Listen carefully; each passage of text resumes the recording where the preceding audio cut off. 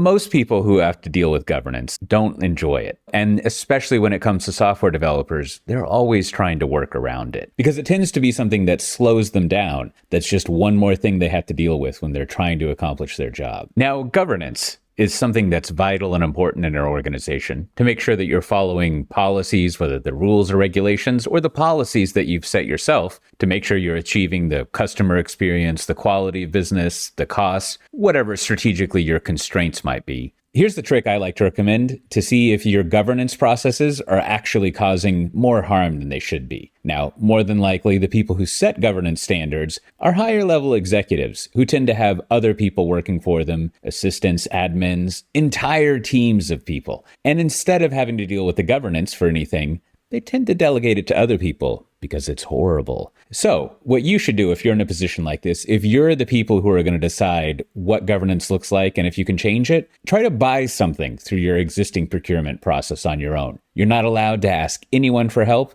to ask how anything works. All you can do is go to the training available, if you have some, and fill out the forms to try to procure something. You get bonus points if the vendor is not in your system already, and you have to go through the process of signing up a new vendor, doing the privacy and GDPR checks, doing the security checks. And if you can do that without wanting to run off of a bridge, maybe your governance process is doing well and you don't have to worry about it. But if you're like most organizations, you're going to find that your governance process could use a lot of work. This general principle applies to all sorts of governance that you're doing. Once you, as the executive who's built out this governance, who can approve it and who has the power to change it, actually have to be some of the people who do that governance and go through it, you tend to have a better appreciation of how you could improve it. And critically, if you're really paying attention to your job as an executive, how you can make your employees much more productive if you make your governance more streamlined, more user-friendly. You can still accomplish all of the controls you want with governance,